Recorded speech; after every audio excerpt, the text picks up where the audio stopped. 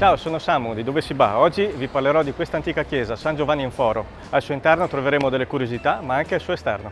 In questa chiesa sacro e profano vanno d'accordo. Qui troviamo la Madonna di Loreto e alle sue spalle la formula della relatività di Einstein. Il pendolo grava su un mosaico della P dell'Eterno Padre. La sfera rappresenta invece l'umanità. Essa può muoversi in qualsiasi direzione, ma alla fine tornerà sempre al centro, all'Eterno. Ci troviamo a pochi passi dal Foro Romano.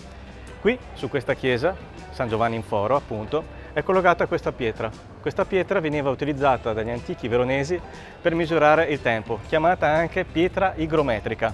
Se si passa la mano su questa pietra e si percepisce dell'umidità vuol dire che il giorno dopo piove. Se invece la pietra è secca vuol dire che il giorno dopo sarà invece bello. All'esterno della chiesa troviamo un bassorilievo che indica una data, 1172, la data in cui Verona fu distrutta da un incendio e anche la stessa chiesa. Per la prossima puntata la parola a Margherita.